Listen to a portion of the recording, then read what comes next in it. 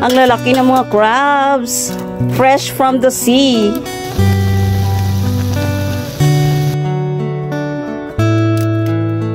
Mahirap ang maging mangingisda, pero ang kanilang dedikasyon ay kamangha-mangha. Maraming salamat ng dahil sa inyo, may masasarap kaming ulam sa araw-araw.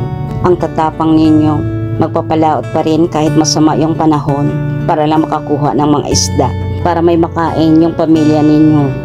Kaya saludo kami sa sipag-tiyaga at sakripisyo ninyong mga mangingisda. Hindi talaga madali ang trabaho ng mangingisda. Oo nga pala guys, for today's video, pumunta si Habi at yung kaibigan niya sa Pontevedra para bumili ng crabs. 1,000 pala yung binayad nila sa 3 kilo. Bali yung 3 kilo, 750. Pero yung binayad nila, sobra. 1,000 yung binigay nila.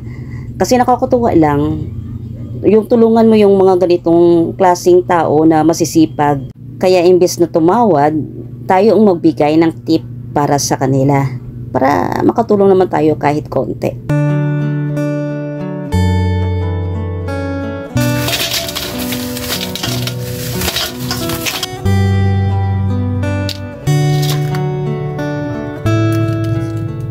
Guys, oh, vlog ko sang mga kasag. Ang lalaki ng mga crabs, fresh from the sea.